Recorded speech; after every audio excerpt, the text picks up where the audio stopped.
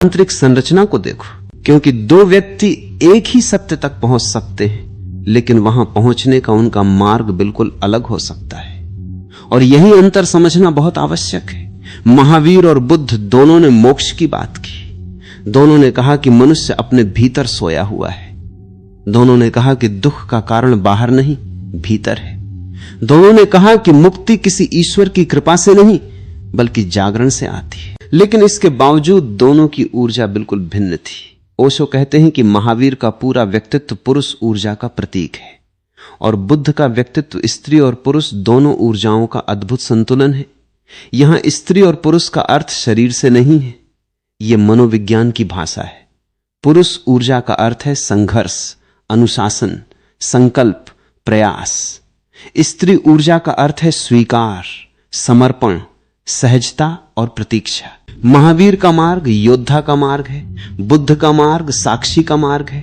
महावीर कहते हैं अपने ऊपर विजय प्राप्त करो, बुद्ध कहते हैं अपने को देखो, विजय अपने आप घटित हो जाएगी। यह अंतर बहुत सूक्ष्म है और इसी सूक्ष्मता को न समझ पाने के कारण लोग अक्सर भ्रमित हो जाते हैं। मान लो तुम्हारे कमरे में अंधेरा है, महावीर कहेंगे पूरी शक्ति लगा दो, अंधकार को हटाओ, उससे संघर्ष करो, जागो, तप करो, अपने ऊपर काम करो।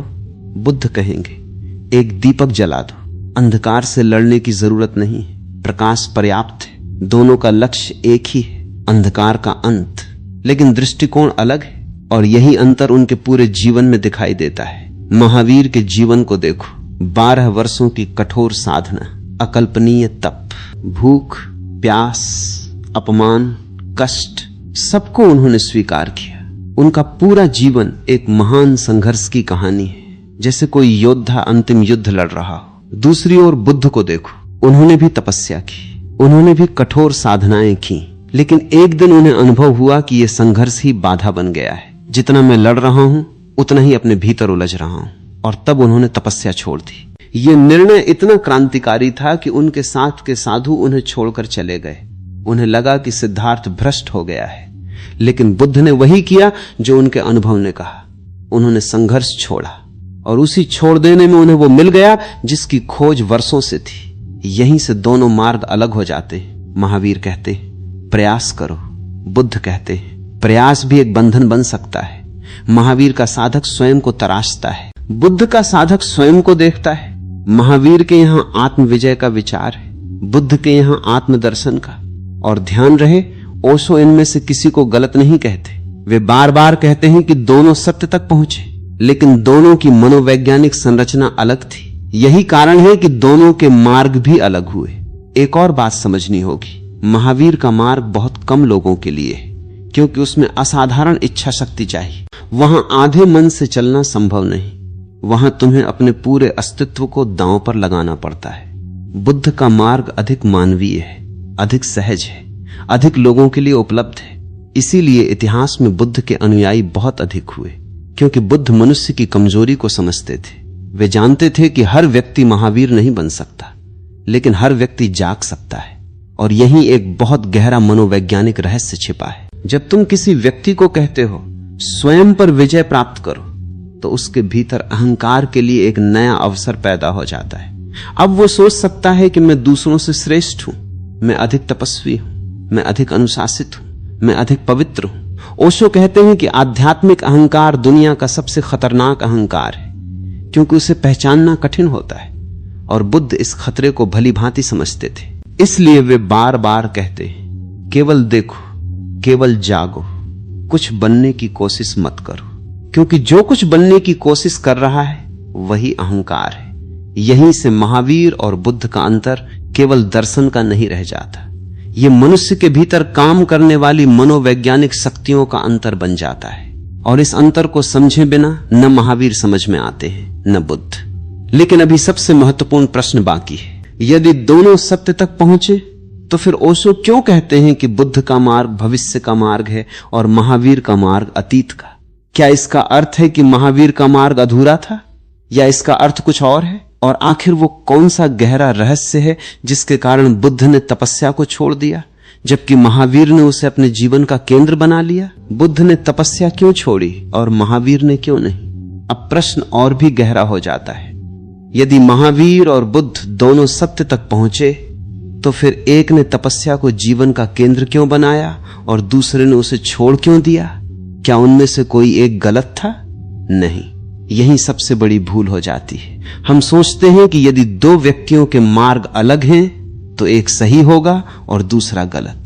लेकिन सत्य इतना छोटा नहीं है कि उसमें केवल एक ही रास्ता समा सके। सत्य आकाश की तरह है, उस तक पहुंचने के अनेक द्वार हो सकते हैं। ओशो कहते हैं कि महावीर और बुद्ध का अंतर सत्य में नहीं, उनकी व्यक्तिगत संरचना में है। महावीर जन्मजात योद्धा थे, उनकी चेतना में अद्भुत संकल्प था। वे उस प्रकार के व्यक्ति थे जिन्हें कठिनाई आकर्षित करती है। जितनी बड़ी चुनौती उतना बड़ा आनंद। उनके लिए संघर्ष बोझ नहीं था, संघर्ष ही उनका स्वभाव था। कुछ लोग पहाड़ देखकर डर जाते हैं, कुछ लोग पहाड़ देखकर उत्साहित हो जाते हैं। महावीर दूसरे प्रकार के व्यक्ति थे। वे जितना कठिन रास्ता देखते उतने ही जीवित हो जाते। इसलिए जब उन्होंने आत्मज्ञान की खोज शुरू की तो उनका पूरा व्यक्तित्व उसी दिशा में लग गया। वे स्वयं के विरुद्ध युद्ध में उतर गए और अंततः जीत गए। लेकिन बुद्ध अलग थे, उनकी प्रकृति भिन्न थी। वे भी ईमानदार खोजी थे, वे भी सत्य के लिए सब कुछ छोड़ सकते थे। लेकिन उनका मनोविज्ञान महावीर जैसा नहीं था। उन्होंने भी कठोर तपस्या की, इतनी कठोर कि उनके शरीर में केवल हड्डियां बच गईं। पुराने बौद्ध ग्रंथों में वर्णन मिलता है कि उनका पेट उनकी रीढ़ से चिपका हुआ दिखाई देता था। यदि वे पेट को छूते तो रीढ़ महसूस होती, यदि पीठ को छूते तो पेट महसूस होता। 6 वर्षों तक उन्होंने शरीर को हर प्रकार की यातना दी। क्यों? क्योंकि उस समय पूरे भारत में यही धारणा थी कि जितना अधिक कष्ट दोगे उतनी जल्दी मुक्ति मिलेगी। ये केवल महावीर की मान्यता नहीं थी, उस युग की सामूहिक चेतना थी। लगभग सभी साधक यही कर रहे थे। बुद्ध ने भी वही मार्ग अपनाया। लेकिन फिर एक दिन कुछ असाधारण हुआ और यहीं से इतिहास बदल गया। एक दिन वे अत्यंत दुर्बल अवस्था में एक वृक्ष के नीचे बैठे थे, चलना भी कठिन था। तभी पास के गांव से एक घटना घटी। कुछ संगीतकार गुजर रहे थे, वे वीणा को सुर में ला रहे थे। उनमें से एक ने दूसरे से कहा, तार को इतना मत कसो कि टूट जाए और इतना ढीला भी मत छोड़ो कि संगीत ही न निकले।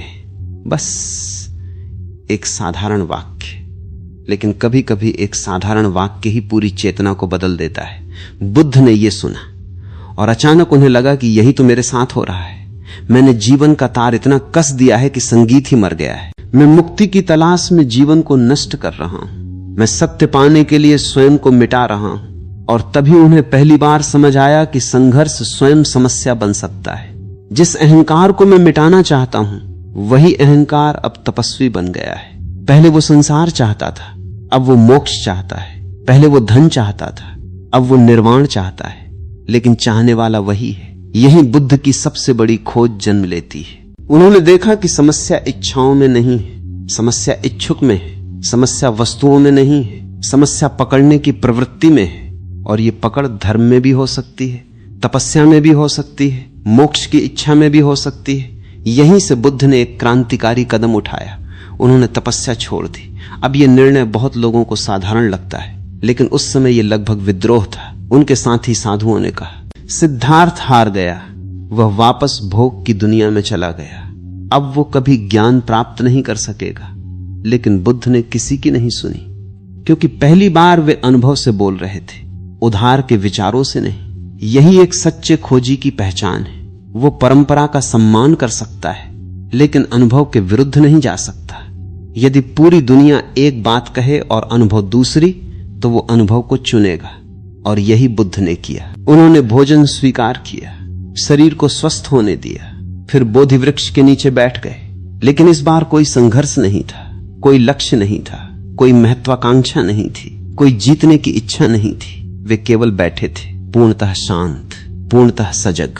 और उसी रात वो घटित हुआ जिसे हम बुद्धत्व कहते हैं। ध्यान देना, 6 वर्ष की तपस्या से नहीं, तपस्या छोड़ देने के बाद यही बुद्ध का पूरा संदेश जन्म लेता है। और यही वो स्थान है जहां महावीर और बुद्ध सबसे अधिक अलग दिखाई देते हैं। महावीर कहते हैं पूर्ण प्रयास करो, बुद्ध कहते हैं पूर्ण जागरूकता लाओ। महावीर के लिए ऊर्जा को केंद्रित करना महत्वपूर्ण है, बुद्ध के लिए चेतना को प्रकाशित करना। महावीर का साधक एक योद्धा है, बुद्ध का साधक एक साक्षी। और ओशो कहते हैं कि दोनों सुंदर हैं, लेकिन दोनों अलग प्रकार के लोगों के लिए हैं। समस्या तब पैदा होती है जब कोई व्यक्ति अपनी प्रकृति के विपरीत मार्ग चुन लेता है। यदि एक कोमल संवेदनशील व्यक्ति महावीर जैसा बनने की कोशिश करेगा तो वो टूट सकता है, और यदि एक प्रबल इच्छा शक्ति वाला व्यक्ति केवल निष्क्रिय बैठा रहेगा तो वो बेचैन हो सकता है। इसलिए ओशो बार बार कहते हैं, धर्म का अर्थ किसी और जैसा बनना नहीं है, धर्म का अर्थ अपनी प्रकृति को समझना है, क्योंकि सत्य तक पहुंचने का द्वार तुम्हारी अपनी प्रकृति के भीतर छिपा है। लेकिन अभी एक और रहस्य बाकी है। महावीर और बुद्ध में सबसे बड़ा अंतर तपस्या का भी नहीं था, सबसे बड़ा अंतर था आत्मा और अनात्मा का। महावीर कहते हैं कि आत्मा है, बुद्ध कहते हैं कि कोई स्थायी आत्मा नहीं है। और यह केवल दार्शनिक बहस नहीं थी, यह मानव चेतना की सबसे गहरी खोजों में से एक थी। आखिर महावीर आत्मा को क्यों स्वीकार करते हैं और बुद्ध आत्मा को क्यों नकारते हैं? क्या दोनों में से कोई गलत था, या दोनों अलग भाषाओं में एक ही रहस्य की ओर संकेत कर रहे थे? आत्मा है या नहीं, महावीर और बुद्ध का सबसे गहरा रहस्य। अब हम उस बिंदु पर पहुंच गए हैं जहां से महावीर और बुद्ध का अंतर केवल साधना का नहीं रह जाता, ये अस्तित्व की जड़ तक चला जाता है। क्योंकि महावीर कहते हैं आत्मा है और बुद्ध कहते हैं कोई स्थायी आत्मा नहीं है। पहली नजर में लगता है कि दोनों में सीधा विरोध है। यदि एक कह रहा है कि आत्मा है और दूसरा कह रहा है कि नहीं है, तो दोनों एक साथ सही कैसे हो सकते हैं? यही ओशो एक अद्भुत दृष्टि देते हैं। वे कहते हैं महावीर और बुद्ध अलग अलग लोगों से बात कर रहे थे, और जब श्रोता बदल जाते हैं तो भाषा भी बदल जाती है। लेकिन पहले यह समझना होगा कि बुद्ध ने आत्मा का निषेध किया ही क्यों? क्योंकि भारत हजारों वर्षों से आत्मा की बात कर रहा था। लोग कहते थे मैं आत्मा हूं, मैं अमर हूं, मैं शाश्वत हूं। लेकिन बुद्ध ने देखा कि यह केवल शब्द बन गया है।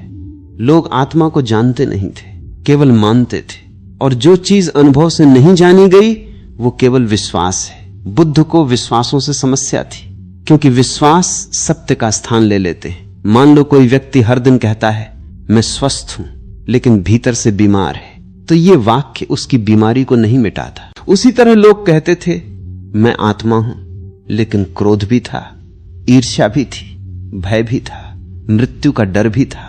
तो बुद्ध ने पूछा यदि तुम आत्मा को जानते हो तो डर कहां से आया? यदि तुम अमर हो तो मृत्यु का भय क्यों है? यदि तुम मुक्त हो तो बंधन किसका है?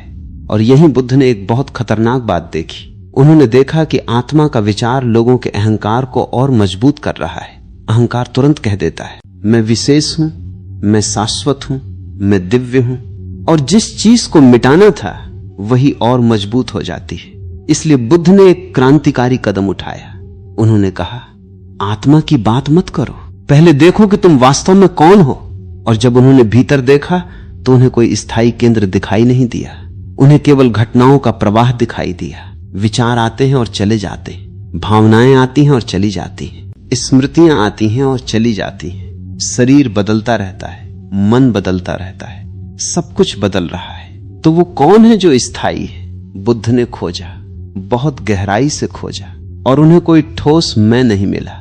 यहीं से उनका प्रसिद्ध सिद्धांत जन्म लेता है, अनात्मा, अर्थात कोई स्थायी, अलग, स्वतंत्र मैं नहीं है। अब इसे समझने के लिए एक उदाहरण लो।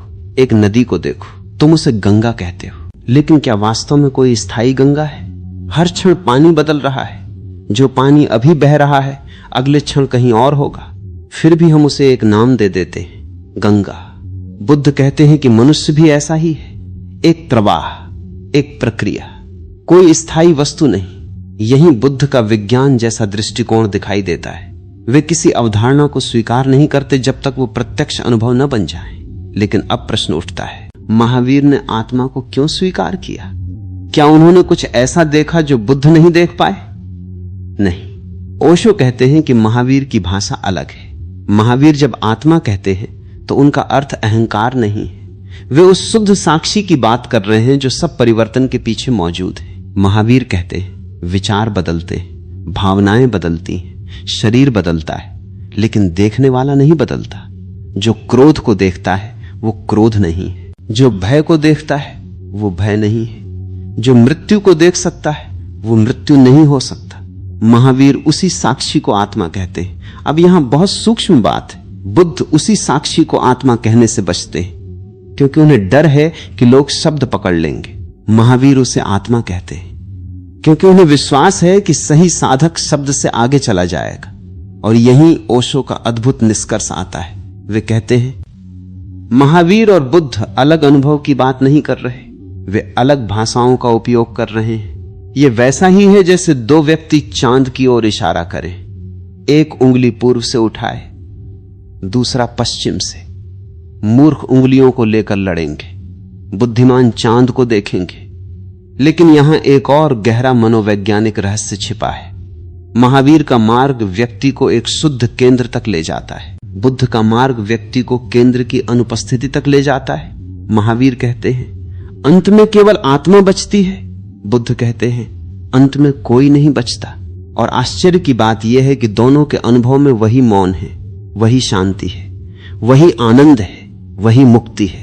ओशो मजाक में कहते थे यदि महावीर और बुद्ध आज मिल जाएं तो वे झगड़ा नहीं करेंगे, वे हंसेंगे, क्योंकि दोनों जानते हैं कि शब्द केवल नाव है, किनारा नहीं।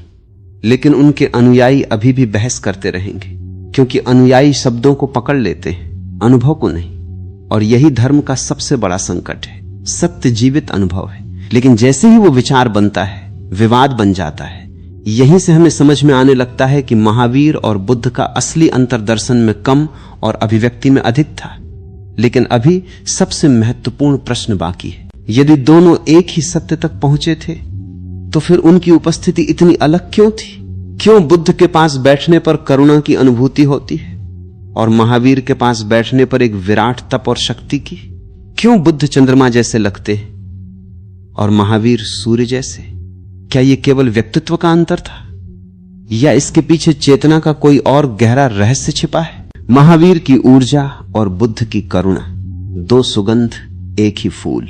अब तक हमने देखा कि महावीर और बुद्ध के मार्ग अलग थे, उनकी भाषा अलग थी, उनकी साधना की शैली अलग थी। लेकिन अब हम उस जगह पहुंच रहे हैं जहां अंतर केवल विचारों का नहीं रह जाता, ये उनकी उपस्थिति का अंतर है। क्योंकि जो लोग महावीर के बारे में पढ़ते हैं उन्हें एक अद्भुत शक्ति का अनुभव होता है, और जो बुद्ध के बारे में पढ़ते हैं उन्हें एक गहरी करुणा का। ऐसा क्यों?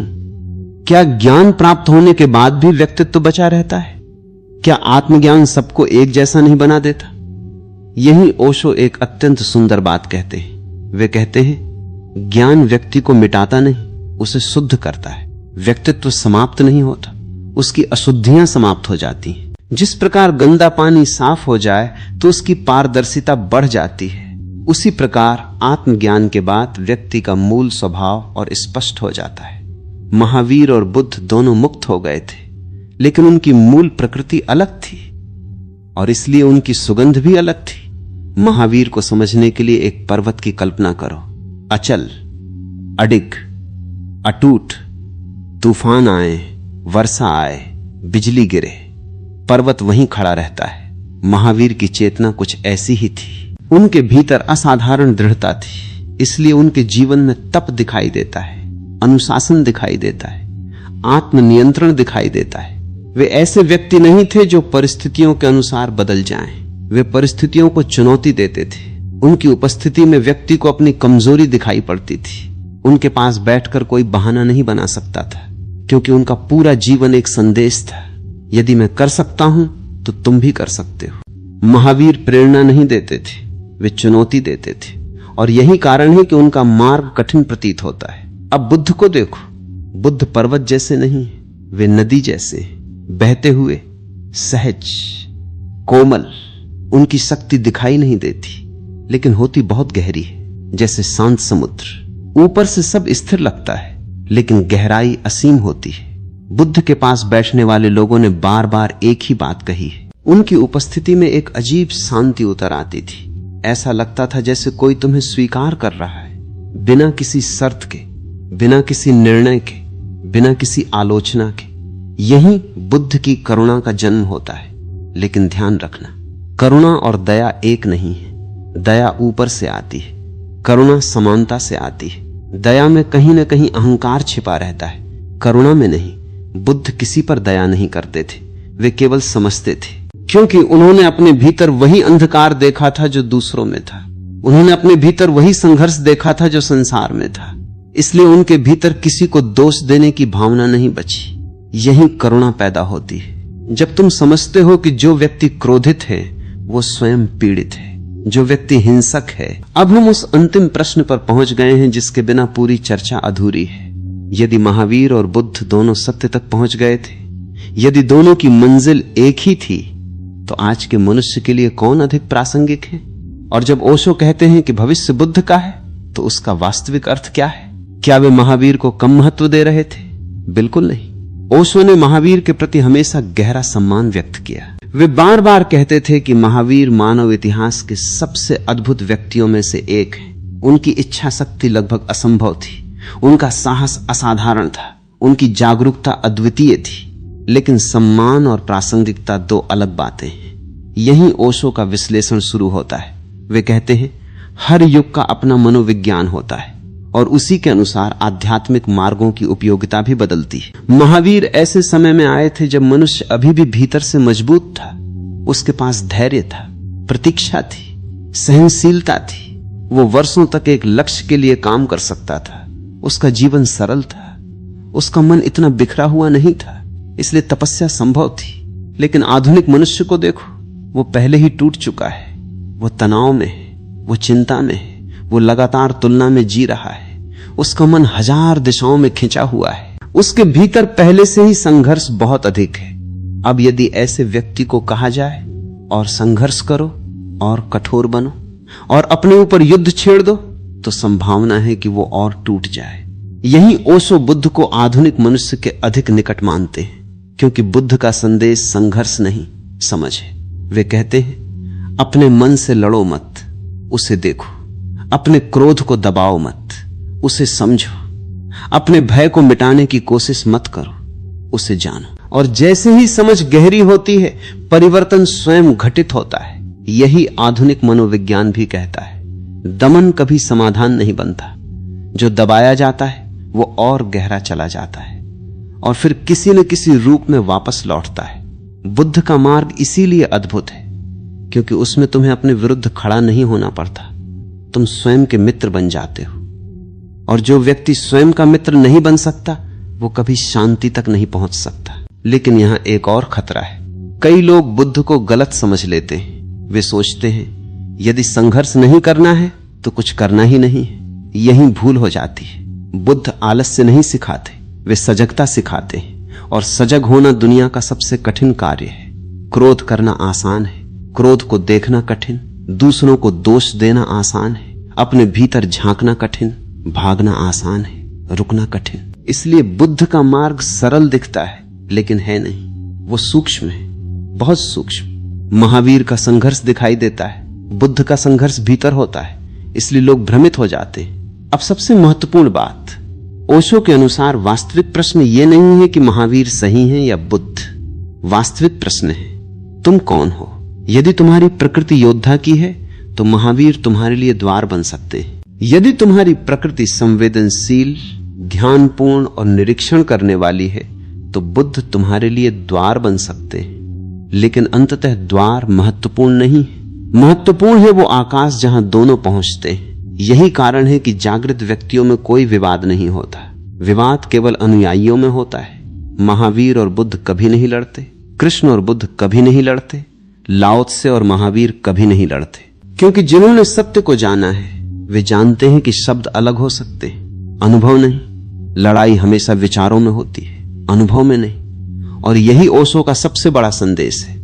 धर्म किसी सिद्धांत को मान लेना नहीं है, धर्म किसी संप्रदाय में शामिल हो जाना नहीं है, धर्म किसी पुस्तक को अंतिम सत्य घोषित कर देना नहीं है। धर्म स्वयं को जानने की यात्रा है और इस यात्रा में महावीर भी सहायक हो सकते हैं, बुद्ध भी। लेकिन किसी गुरु की पूजा करने से कुछ नहीं होगा। उनकी चेतना को समझना होगा, उनकी दृष्टि को जीना होगा, उनके अनुभव की दिशा में चलना होगा। और शायद तभी पहली बार समझ में आएगा कि महावीर